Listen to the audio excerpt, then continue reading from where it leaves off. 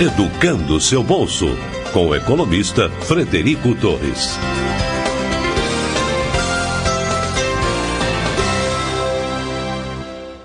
Olá, seja bem-vindo a mais um episódio do nosso podcast. Tenho o prazer de apresentar para vocês aqui hoje o Mark Lahoud. Depois ele vai corrigir minha pronúncia. Ele é CEO do Quero Quitar.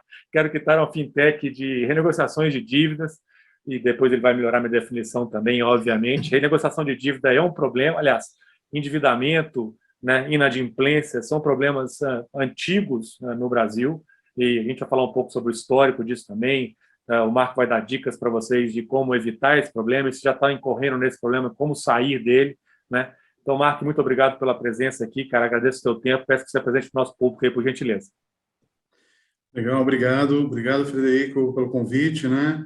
Certíssimo, Marco Lahoud mesmo, né? CEO aqui da Quero Quitar. Obrigado pela oportunidade de esclarecer um pouco, né? A Quero Quitar é uma plataforma, né, voltada para a recuperação de créditos, né? Negociação de dívidas online, onde as empresas, até para o pessoal entender direitinho, onde as empresas plugam suas carteiras de crédito a recuperar nesse marketplace, né? Onde, do outro lado, né, a gente vai poder empoderar o consumidor devedor que está devendo, a vir localizar uma dívida, negociar uma dívida no tempo dela, olhando todas as melhores ofertas, né, que os credores podem oferecer, para poder localizar uma dívida, fechar um acordo e pagar esse acordo diretamente ao credor, sem intervenção humana, né, sem ser cobrado ali, aquela cobrança na jugular, né, que todo mundo estava acostumado a receber, mas ali tudo acontecendo de um modo automático, né, de ponta a ponta e automatizado, no propósito de não só recuperar crédito para as empresas, mas sim resgatar esse devedor ao status de um consumidor mais sustentável, né. Como é que a gente ajuda esses mais de 64 milhões de brasileiros hoje que estão negativados no país? Já representa 50% da população ativa do país, né? O número de inadimplentes no país, né? É um número pesado, é um problema social que a gente vive. Nas empresas, para vocês terem uma ideia, são 5,6 milhões de empresas na mesma condição. 30% das empresas ativas do país estão negativadas. Então, é uma dor social que a gente veio ajudar a cuidar, com esse propósito de resgatar esse devedor para um status de um consumidor mais sustentável. Sai fora, né? Então, vamos sair fora do problema, porque já deu, né?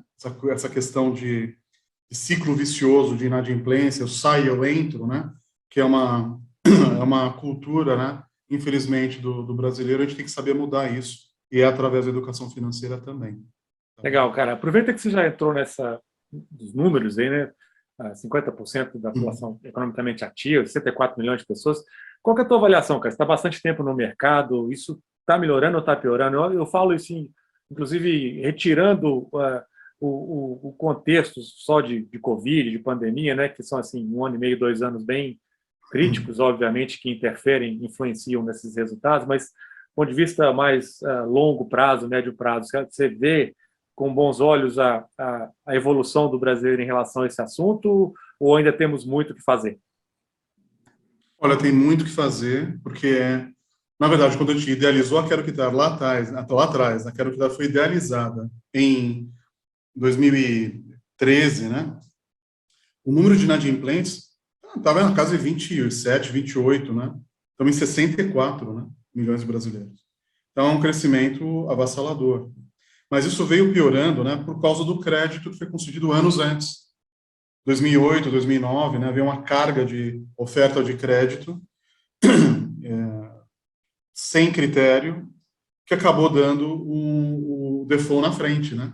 Quer dizer, é um crédito que foi dado muito fácil, para uma população que às vezes não está preparada para receber o crédito, não tá, só viu a oportunidade de, puxa, nunca tive a oportunidade de ter crédito, agora eu tenho, vou pegar, vou sair comprando, compra a geladeira, troca a TV, então você vai consumindo e vai ter que pagar essa conta uma hora, né? Então, a falta de uma organização e um fluxo adequado, né, de consumo, né, lá atrás levou a um aumento de inadimplência que a partir de 2013, 14 só começou a subir, não parou mais até o teto agora que está chegando de 60 chegou a bater 63, 63,4, 64 milhões de brasileiros hoje, na pessoa física negativados. Então, vem num ascendente que agora chega a um teto, entendemos dessa maneira. A questão da pandemia, incrivelmente, deu efeito contrário do que você imagina. As pessoas, por estarem mais em casa, é uma dinâmica diferente, né? As pessoas ficaram mais em casa. O fato de você não sair para o trabalho, você não gasta na rua. Então, as pessoas começaram a gastar menos.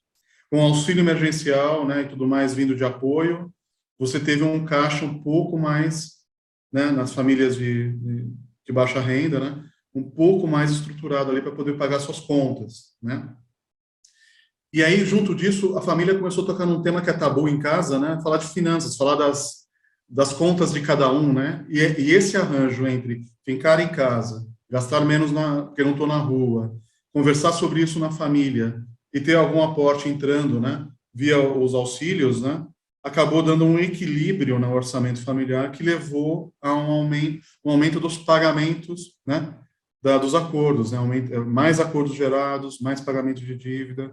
Então, baixou, inclusive nessa fase, o nível de inadimplência. E, claro, quando entra agora a questão de inflação, de dólar mais alto, né, tudo, tem os custos mais altos, claro, você volta para uma curva de aumento de inadimplência. Mas, logo à frente, a gente já está vendo que, passando a pandemia, né, a questão da moeda já se valorizar um tanto mais, a economia começar a voltar, o poder, né, a empregabilidade subindo de volta, né, você tem agora um fluxo mais positivo daqui para frente para as pessoas poderem ter lastro para fechar os seus acordos e pagar as dívidas, né?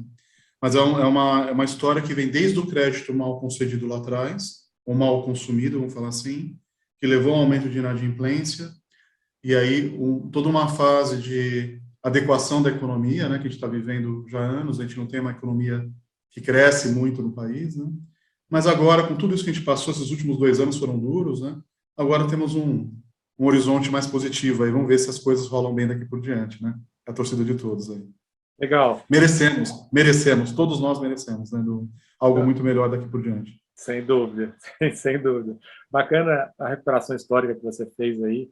Reforça um pouco os pontos que a gente trabalha aqui no Educando, especialmente essa falta de planejamento, essa falta de conhecimento dos produtos financeiros, né? Como você bem colocou, as pessoas veem muito a oportunidade de tomar o crédito, mas não se preparam para lidar com ele depois.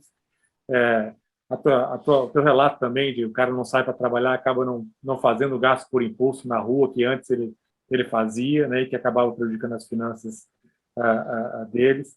Legal também o relato de que esse ficar em casa acabou gerando mais discussão e uma reversão do tabu, né, do tema finanças no seio familiar. Muito, muito bacana o teu relato, bacana, cara. Aproveito para te perguntar o seguinte: você começou falando que vocês representam uma série de empresas, ou seja, fazem intermediação entre devedores e uma série de empresas. Se puder citar algumas e começar a já dar uma segmentação da tua base de clientes, que é enorme, né? São milhões de pessoas que já renegociaram suas dívidas através da Quero Quitar. Que tipo de segmentação você pode fazer, seja por tipo de devedor, seja por faixa etária, né? Se é aquele cara que se endivida na loja de varejo ou se é num bancão, né? num crédito não consignado. Dá uma segmentação para a gente, por favor, cara. Não, legal, obrigado pela pergunta, Frederico. A gente tem um leque de credores aqui grande, né? São empresas de grande e médio porte que já se conectaram com a Quero Quitar. A gente tem um sistema integrado com elas, né? Então, há uma contratação que é feita, a gente faz uma integração via API, né? Web Service, né? Ou via troca de dados, né? A gente consegue acessar essa base desses credores. Hoje estamos com 32 credores já plugados na plataforma, credores do porte de Santander, né? BMG, Banco Pan, Tribanco. Então, tem o pilar bancos e financeiras, como tem o pilar varejo, né? Então, você tem desde Zema, Colombo, Avan, né, como também pilar de varejo, as utilities, né, com as telecoms, as empresas de energia elétrica, saneamento. Então, tem um grupo também voltado para esses credores, Vivo, tem a Iguace, tem outras que estão na plataforma ali conectadas já.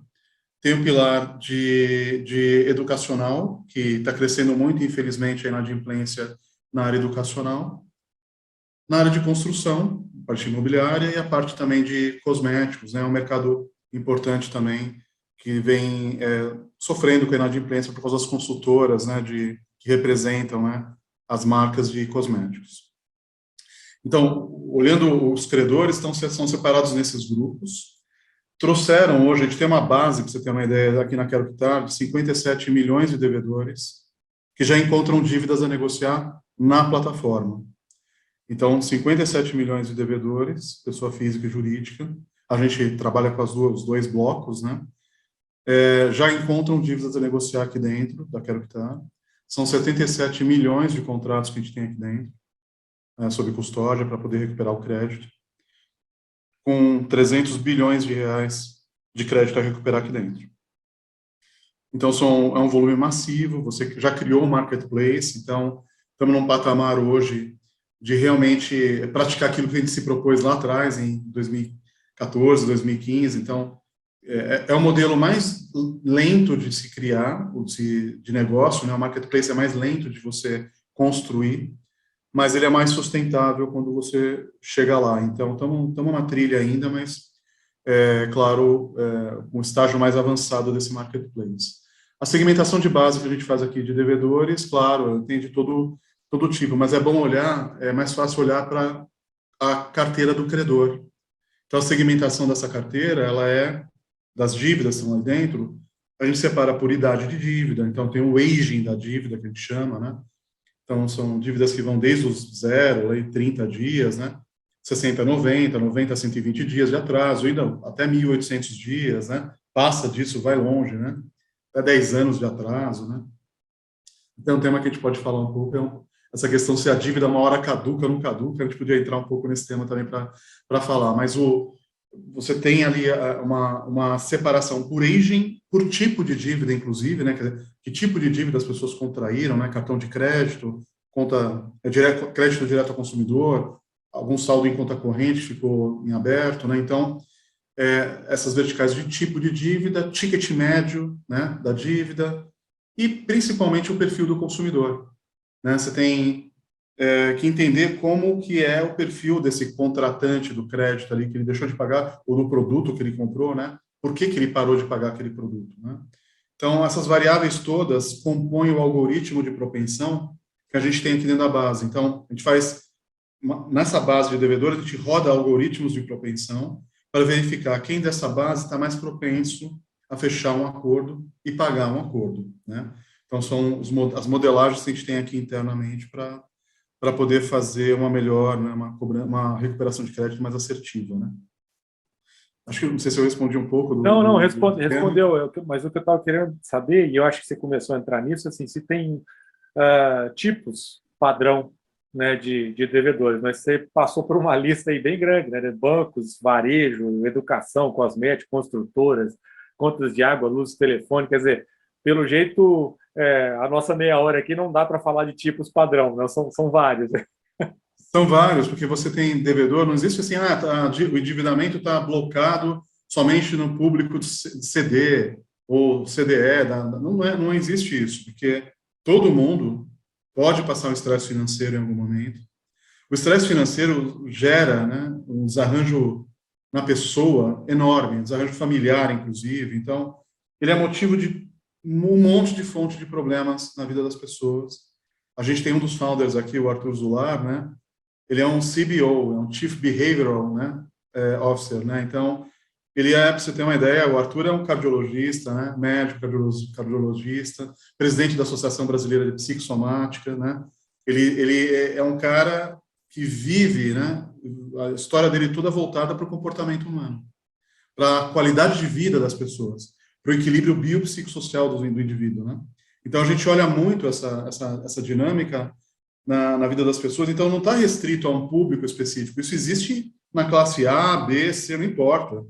O lance está muito mais em um momento financeiro das famílias. Claro que em volumetria, né, está mais concentrado na base, né, na base ali, né, da classe social, que se perde mesmo, e é uma massa muito grande de gente devendo, né, mas isso não está inerente só a essa base ali mais classe CDF. Imagina, tem na B, tem na A, e com vários tipos de dívida, né? Não tem, claro que um bloco forte de endividamento é cartão de crédito, que é onde as pessoas têm que fugir bem, né?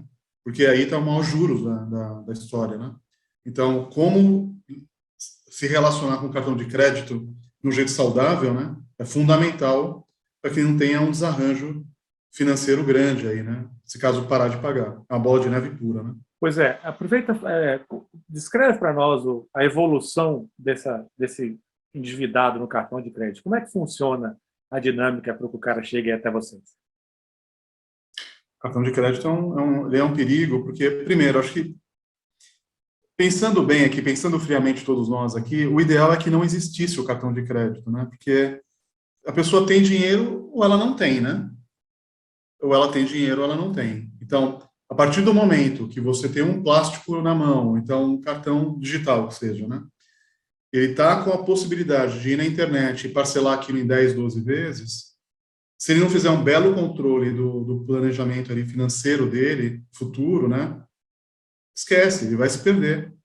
E quando isso acontece, e dá para se perder no mês seguinte, né? Não é se perder daqui 8 meses, né? Quando o cara parcelou em 10 vezes, pô, não tinha percebido, esqueci que tinha parcelado. Imagina, no mês seguinte já está na cara que você dimensionou um negócio muito pior do que você imaginava, né?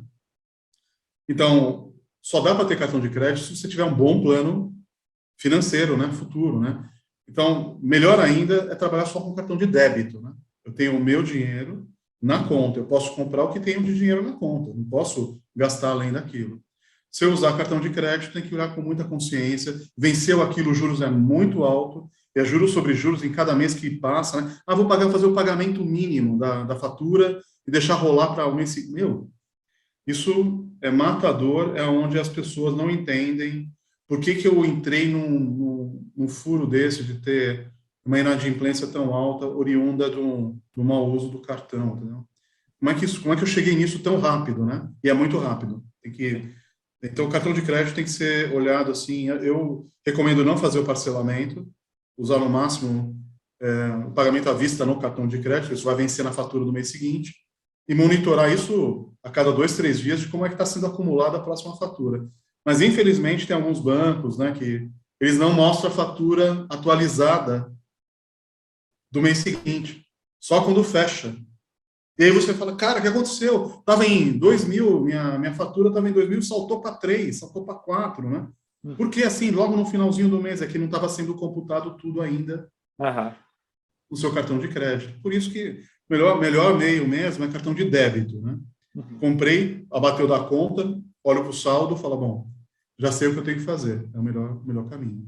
Legal. Estou gostando bastante aí da conversa com o Marco. Ele está repisando alguns dos nossos conselhos de longa data aqui. A gente já teve casos, inclusive, onde recomendamos que o cliente se desfizesse do cartão. Ele reconheceu que não tinha maturidade psicológica para ter uso, né, para fazer um uso correto do instrumento. E eu concordo com você, nas mãos erradas é nitroglicerina.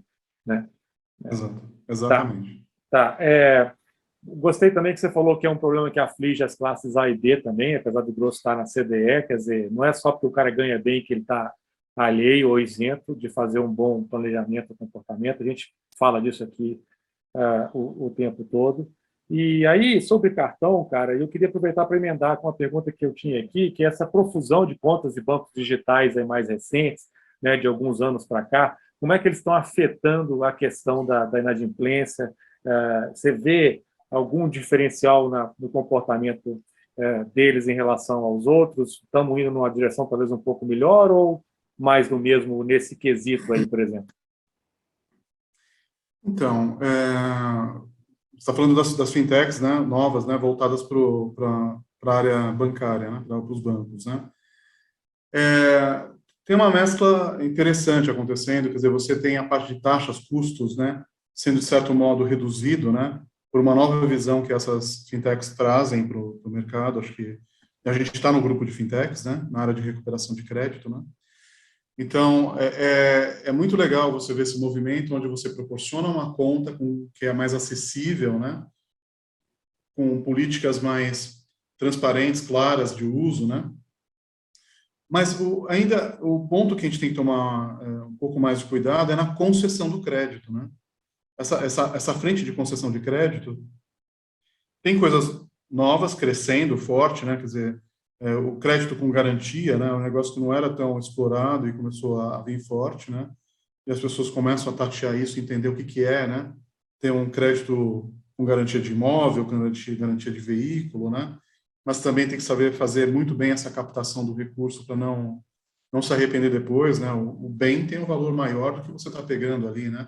Às vezes, se atrela o bem a uma operação de crédito, você pode inviabilizar, indisponibilizar aquele bem. Se você precisar de liquidez, né? Vender esse bem alguma coisa, já vira um empecilho, né? De como tratar essa consignação, né? Do bem frente ao crédito tomado. Em contrapartida, o Brasil tem cultura de concessão de crédito errada, né? Porque aqui no Brasil você faz empréstimo, né? Em crédito de curto prazo com juros altos. E no mundo você tem empréstimo de longo prazo com juros baixos. E essa fórmula aqui não funciona aqui. Tanto que a gente é o final da história, né? Quero que tá lá no final da história, colhendo, né, assim, só o fruto, né? Fala assim, cara, eu estou tendo que tratar um problema que veio lá de cima, que é da concessão de crédito, né? Por que não deu certo? O que não funcionou, né? É que ficou caro, né? Ficou caro, entregue o crédito de uma maneira inviável, às vezes, o pagamento, que o juros é muito alto em curto prazo, então vai embolando a coisa muito rapidamente, a pessoa não consegue pagar. Então, é uma fórmula que não funciona. E por que isso é assim aqui? Por causa do risco da inadimplência. Quer dizer, a inadimplência é alta, eu embuto isso nos juros, o juros fica alto para o tomador, não tem juros baratos. Então, assim, por que a Selic está em tal patamar e o juros está tão alto, né? Porque tem muita inadimplência no meio, é o risco que o cara embute na taxa de juros ali. Mas só que isso não funciona. É uma roda viva que tem que melhorar. Então, acho que se tem um amadurecimento que as fintechs podem prover para o mercado, criar modelos revolucionários, inovadores, de concessão de crédito do jeito correto, né? Mais longo prazo, com juros mais baixos, para as pessoas realmente que consigam pagar isso ao longo do tempo, né? E premiando essas pessoas de alguma forma, né? Fala assim, olha, você é um bom tomador de crédito, faz direitinho, né? Mas para isso a gente tem que ofertar um crédito saudável, coisa que a gente ainda não chegou aqui no Brasil ainda. Tá, legal. Aproveita então, cara, que você tocou aí no seu CBO, né, no Chief Behavioral Officer aí, o cardiologista lá, e fala um pouco de cobrança humanizada, que é um tema que está assim, bastante em voga há bastante tempo, né, e contrasta um pouco com aquela experiência antiga que muita gente ainda tem na memória, né, de uma cobrança baseada em insistência, quase que beirando constrangimento e medo. Fala um pouco para a gente. Aproveita e, se você quiser já falar um pouco do processo de vocês também, ajuda. O Arthur, acho que ele acabou entrando na Quero Quitar mesmo, né, com o propósito dele, pessoal, de falar assim, olha, no meu consultório eu consigo atender em 1 hora de atendimento, né? Ele é aquele tipo de médico que atendia em 1 hora de encontro, não 15 minutos como a gente vê hoje, né? Então, é um cara muito responsável em tudo, né? Que fez a vida toda com seus pacientes, né? E ele fala assim, mas eu não tenho escalabilidade, eu não consigo ajudar muita gente, eu queria ajudar muito mais gente, mas não consigo. Ele olhou para Quero Quitar e falou assim, poxa, é a chance que eu tenho de impactar positivamente a vida de milhões de pessoas através de uma iniciativa como essa, né? Porque ele via nos pacientes dele o quanto o problema financeiro era presente ali, entendeu? Então, na maioria dos problemas voltados para a saúde, né? E ele tem que falar que o Arthur, muito tempo, atendia por psicoterapia mesmo, né? Então, tem a parte psicológica toda, né? Ele acompanhou 15 anos, 20 anos da história dele, né? Depois que saiu da cardiologia e saiu do resultado final e do problema, né? Que o cara já estava morrendo, né? Para o outro lado, que é o preventivo, né? Como é que eu faço para o cara não entrar no problema, né? Então, ele trabalhou muitos anos em psicoterapia ali, né? Prestando serviço de terapia para as pessoas que chegavam até ele. E aí ele via nesses pacientes o grau de problema que gerava um desarranjo financeiro. Então, desde depressão, né? A questão de estabilidade emocional das pessoas, até gerar... O cara criava problema, criava doenças, né? Até chegando a um problema psicológico até de suicídio, um alto grau de suicídio voltado, né, para esse problema financeiro, né? Inclusive, eu perdi um amigo, inclusive, nesse mesmo fluxo, né? O cara não abriu para ninguém, não falou, né? E acabou tirando a própria vida porque não tinha coragem de contar para a família. Isso é muito triste de ver. As pessoas têm que tomar consciência que o problema que ela está passando é o mesmo que muita gente está passando. Aliás, a maioria das pessoas estão com um problema muito similar, né? Guardando as devidas proporções, cada um na sua vida, né? É o mesmo problema. É um desarranjo financeiro. Como é que eu saio desse problema? Esse é o mais importante. Então, acho que é importante as pessoas estarem nos ouvindo, né? Que não importa. Ciclo financeiro todo mundo vai ter a vida inteira. Altos e baixos a vida inteira. Pode ser que o cara quebre, mas eu não tenho coragem de contar para a família. Mas deve contar para a família.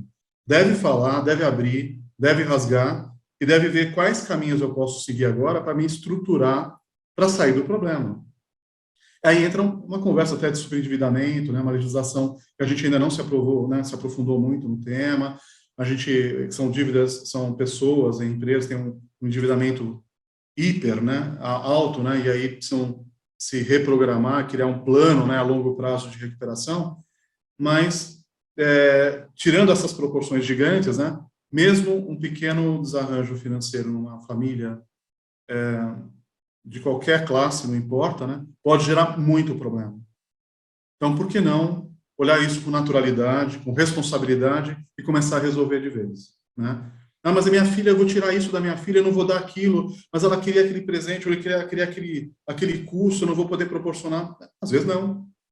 E não tem problema nisso. Às vezes o não faz muito bem para os filhos, né? Então, as pessoas têm que saber olhar para isso com mais naturalidade, mais tranquilidade, né? E partir para a solução, buscar como resolver. Não sei, desculpa se eu fugi um pouco do tema, mas quis foi dar muito essa importante. mensagem, tá? Foi muito importante a mensagem que você deu. Concordo plenamente. Acho que filhos precisam não só precisam, como anseiam por limites. A vida nos impõe limites o tempo inteiro, familiares, Sim. de relacionamento conjugal, profissional, etc. E quanto mais cedo a gente aprender a lidar com eles, acho que melhor. Parabéns. Estou muito de acordo com o que você acabou de falar. Bom. Cara, a conversa está boa, mas estamos chegando no meu tempo aqui. Mas vamos lá, mais algumas perguntas aqui. Você falou da história do caducar, quero te dar a oportunidade de falar sobre isso. Tem aquela máxima no Brasil, não, vou esperar caducar, porque aí eu fico livre da dívida. Conta para a gente como é que funciona essa história aí. Caducar a dívida, né? Não existe caducar a dívida, né? Uma dívida é uma dívida, um débito em aberto. Se você comprou um produto, né? Você tem que responder por aquilo. Então, eu vou ter que pagar em algum momento. Se eu peguei um crédito, né? Guardadas as devidas negociações, ajustes tem que ter e equalizar ali qual que seria a melhor negociação, mas tem que resolver também isso mesmo seja ao longo do tempo. Se é de sua responsabilidade, se é da tua gestão. O lance é que a dívida, por mais tempo que passe, ela ficando antiga, né? Ela não some, ela não evapora, ela vai continuar para a vida toda. O que caduca, vamos falar assim, é o informe cadastral. É o registro dessa dívida naqueles órgãos que negativam o nome das pessoas, né, sujam o nome das pessoas, né? Então, Serasa, Boa Vista, SPC, é onde o cara está com o nome sujo ali, né?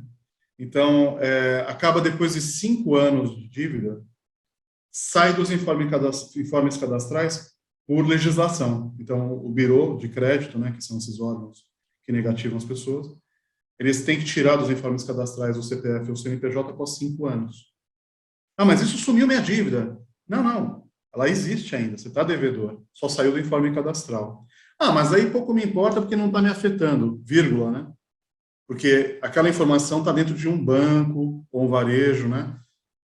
E principalmente os bancos, né? Tem o Sisbacen, tem um sistema de avaliação de quanto o cara está tomado de crédito, ou então, se esse cara é um devedor entre bancos. Então, pode não estar rodando na negativação do Serasa, ali, da Boa Vista, da SPC, pode ter saído dali. Mas entre as instituições financeiras, existem sistemas que vão avisando uns aos outros, né? De que esse cara, esse CPF ou CNPJ, ainda está com débitos em aberto, né? Então, tem bancos, tem blocklists internas, né, que elas acabam não permitindo o crédito por mais que tenha 10 anos a dívida, fala, esse cara está devendo um negócio aqui ainda, esquece, não vou permitir.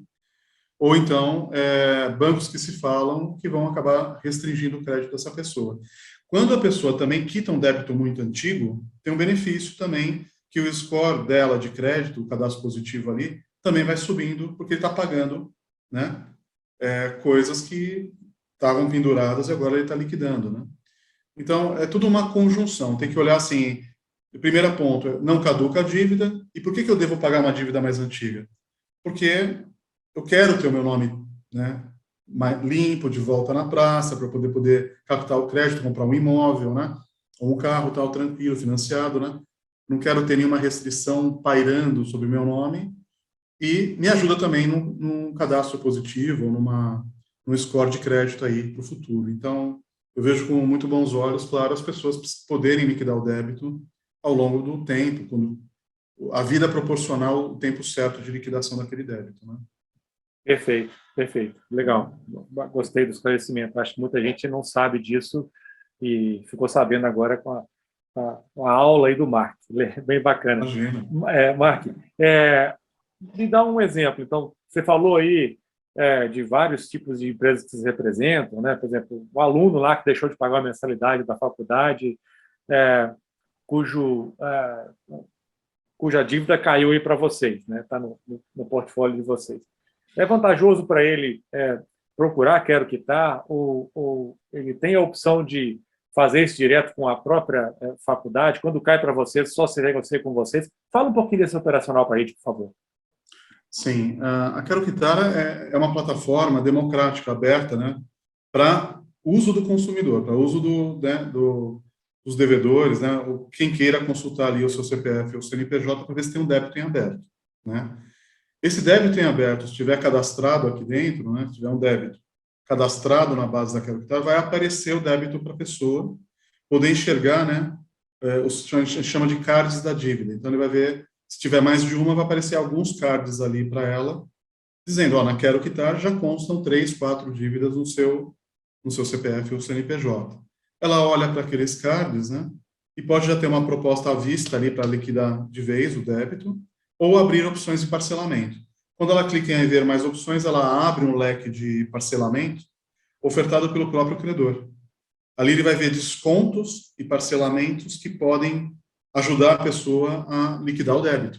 Então, você não tinha isso, tá? Antigamente, na cobrança tradicional, quem ligava para você falava assim, tu está devendo, tu tem que pagar, e agora o que eu tenho de oferta é isso aqui, ó. Então, a pessoa fala assim, mas não tem outro jeito? Fala, não tem, é isso aqui, tem que pagar agora, pagar amanhã, né? Era muito ruim.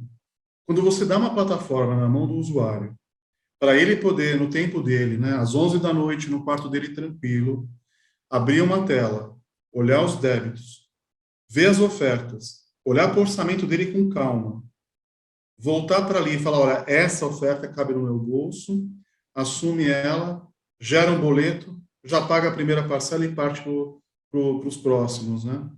É muito confortável, é muito amigável, é muito sob comando do usuário, entendeu? Foi isso que a gente veio fazer no mercado. Mudar a polaridade, né? Em vez de um cobrador ir na jugular do devedor, por que não empoderar o devedor a localizar a dívida dele e ele ser o agente da solução? Foi isso que a gente propôs para o mercado, deram muita risada lá atrás, tá? Porque, assim, Marquetu, tá louco.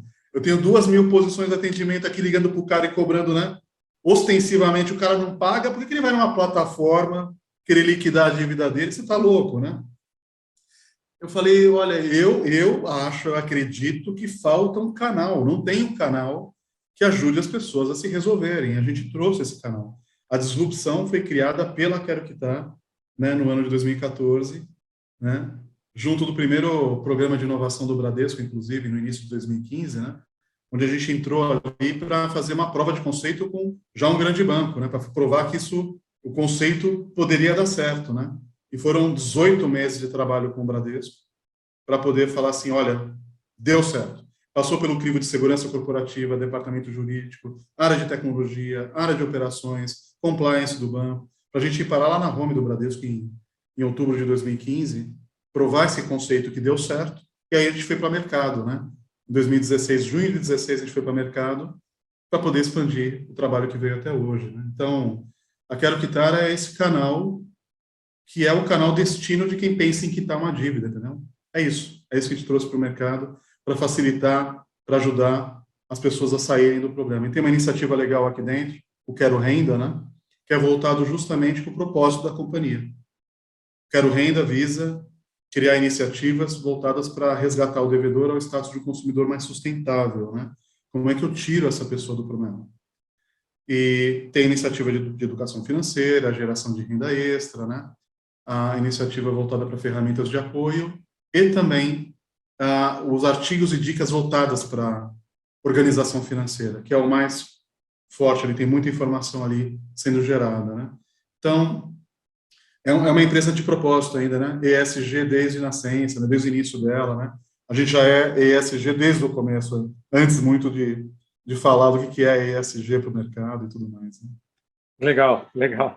Bacana, cara. Então, quer dizer, se eu entendi bem, é um esquema quase que de leilão, né? Onde há uma troca, propostas de parte a parte, eventualmente o credor cede um pouco naquilo que ele, se não tiver, né, fechadinho as ofertas ou os cards, como você falou, há uma possibilidade do devedor falar assim, isso não cabe para mim, mas tanto eu consigo, e de repente ter alguma coisa desse sentido, uma troca? Alguns credores permitem simulação. Então, a maioria tem, claro, um menu de opções bem variado mesmo, de desconto e parcelamento, né? Que a pessoa pode escolher que cabe no orçamento. Mas alguns ainda dão uma possibilidade, a gente criou uma feature específica, né? Uma funcionalidade específica, que permite que a pessoa simule parcelamento, simule sinal de entrada, o pagamento parcial de contrato, né? Então, depende do credor, aparece um simulador ali, mas claro que isso é muito da oferta que o credor quer oferecer aos devedores, tá? Mas temos a funcionalidade sim na plataforma, tá? Tá, mas só a única coisa que você não respondeu é se o cara pode renegociar tanto pela Quero Quitar quanto diretamente com o credor original. Claro, não. A gente veio para o mercado com esse discurso. Pelo amor de Deus, dê acesso do devedor ao mercado, à dívida dele, né? A dívida tem que aparecer para o devedor em todo lugar que ele puder acessar. Então, não dá para estar só numa carteira dedicada, numa única assessoria de cobrança escondida ali, né? Só ali que o cara vai conseguir resolver. Não é isso que as pessoas querem. O que elas querem acessar a dívida dela o mais rapidamente possível. É muito chato o assunto, né? Tem que tratar esse assunto logo, né? Se eu estou a fim de resolver, me dá logo o canal. Quero resolver. Quero quitar. Vou no canal, acho a dívida e posso resolver. Se a pessoa quer ir direto no credor, tal, também é um outro canal. Quer atender o cobrador, atende o cobrador e paga com ele, então. Mas que saia logo do problema e se livre do problema. Então, a gente veio como um novo canal de resolução, um canal adicional de resolução digital, 100% digital, amigável, e de que empodera o consumidor, diferente dos demais. Mas, claro, que ele consiga achar dívida em todo lugar que ele quiser para poder negociar logo e sair logo do problema. Esse é o desejo nosso também. Perfeito, perfeito. Consegue-se acessar e negociar a dívida em vários canais, né, de acordo com o gosto. Como você falou, acho que achei legal o exemplo que você deu, 11 horas da noite, ali no quarto, com calma, né, para poder avaliar, ponderar mesmo a situação financeira, seja por telefone para aqueles que preferem conversar com o ser humano, seja para essa geração mais nova que gosta de fazer as coisas todas automaticamente, cada um tem um canal diferente. Você ia falar alguma coisa? Eu vou falar assim, tem um dado importante nessa história. Na Quero Quitar, ou você tem uma condição melhor ou igual do credor, nunca é pior, tá? Então, Perfeito. Não tem condição pior na Quero Quitar do que... Não, é sempre uma mesma condição do credor ou melhor, eventualmente, quando ele pode nos proporcionar isso, tá bom? Perfeito. Agora, minha última pergunta, então, Marcos, é o seguinte.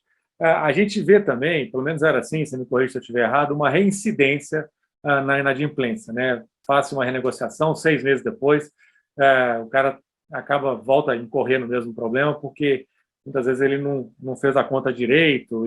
E aí eu vi, e você até mencionou, que vocês têm Eu Quero Renda também, que é essa vertical de vocês aí em fortalecer o conhecimento das pessoas sobre suas finanças, né? Se preparar para não incorrer nesse problema novamente. As duas coisas estão amarradas, ou seja, os clientes da Quero Quitar, né, os credores, né, eles dão algum tipo de incentivos para vocês, para que vocês mantenham o pessoal na linha, né? Sei lá, olha, eu te pago X reais por renegociação que você fizer, mas se o cara daqui a 12 meses continuar como um cliente bom, adimplente, etc., tem outra merreca aqui para você. Sei lá, faz sentido? Não sei se eu abusei um pouco com a pergunta.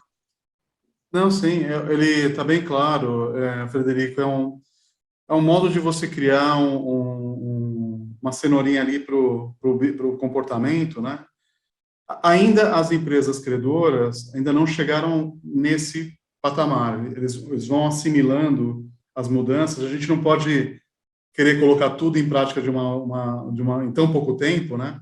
Senão elas espanam, elas não entendem. Então, até hoje, até pouco tempo, você tem empresa que olha para um canal digital do mesmo jeito que olha para o canal tradicional de cobrança, né? Não, mas não é a mesma coisa. Eu falo, claro que não é a mesma coisa, são canais totalmente distintos, não dá para ter o tratamento, né, do mesmo jeito, tem que olhar cada canal que você usa de resolução de uma forma distinta, porque cada um tem uma proposta de trabalho. A nossa recuperação de crédito, ela é qualitativa, ela não gera atrito, não gera estresse, né? Olha quanta reclamação, quanto estresse, quanto processo judicial você está tendo naquele outro canal, né? Não dá para comparar dois canais tão diferentes um do outro, né? Então, ainda está tendo essa maturação do mercado credor, né? Para olhar para o digital, né? Como algo que veio como um alento, de fato, né? Tanto para o devedor quanto para o próprio credor. E aí sim, começar a olhar para essas iniciativas, né? De cashback, de premiar, né? Pô, o cara foi até o final, pagou direitinho, né? Que tal dar um cupom, vale, né? Alguma coisa que faça ele voltar à loja, voltar para o crédito, né? Por que não, né? E aí né? As áreas de cobrança das companhias não têm esse budget, não falam com a área comercial ainda, né? Eu defendo e sempre defendi nos painéis que fiz, né? Nos eventos, né? Principalmente na fase de evangelização do mercado ali, né? Sobre o digital, né? Eu falava, a área de cobrança das companhias, elas têm que sair do status de uma área que trata um problema para uma área estratégica, porque ela consegue devolver cliente para a área comercial. Se ela resolver bem o problema ali da inadimplência, resolvida, quitada, o cara quitou a dívida dele, que tal falar já para a área comercial, gerar o lead para ela? Você lembra aquele cara que estava devendo aqui? Já liquidou o débito. Manda lá de novo lá. Pode ofertar produto, pode vender um crédito novo sustentável para o cara, entendeu? Mas não tem essa comunicação ainda nas empresas. Por isso que a gente ainda tem esse propósito, tem essa busca, está tudo escopado aqui dentro, mas precisa ainda galgar, e no ritmo dos contratantes aqui. Legal, gostei. A área de cobrança gerou o lead, é isso aí, parabéns. Essa é a ideia do marketing agora, que o pessoal vai horrorizar, mas que daqui a alguns anos vai estar aí concretizado. Cara, espetacular o bate-papo, uma pena que eu já estourei meu tempo aqui. Eu quero te agradecer e deixar para suas considerações finais aí, cara, por favor. Muito obrigado mais uma vez. Imagina, Frederico, eu que agradeço, né? É muito bom trabalhar numa empresa onde a gente consegue levantar da cama com o propósito mesmo de fazer algo diferente e melhor para o mundo. Então, é o voto que eu faço para todas as companhias, as empresas, né, que estão nos ouvindo hoje, né, que olhem para a sua gestão hoje, tenham cuidado de não ceder sempre ao número e ao resultado em detrimento à sustentabilidade e impacto positivo na sociedade. Então, é o que a gente pede aqui, né, eu gostaria de viver num mundo onde as empresas se preocupem mais com isso do que se preocupam hoje, né? Porque a gente vê, infelizmente, as cobranças vindas de todo lado, né, em relação ao resultado, os acionistas, né, e tudo mais que a gente tem que responder, mas acaba abandonando a questão do propósito. Eu acho que é um discurso que a gente tem que sempre bater na tecla com iniciativas concretas que gerem uma transformação social propositiva aí. É o que eu torço aí para todos nós aí, né? Como empresários, né? Público que nos ouve também, né? Se quiser empreender, né? Que já nasça com um negócio com propósito, né? Tem um negócio com propósito desde o início, né? É o que eu desejo a todos. Excelente, excelente. Tá bom? Valeu, cara. Um abração. Muito obrigado. Imagina.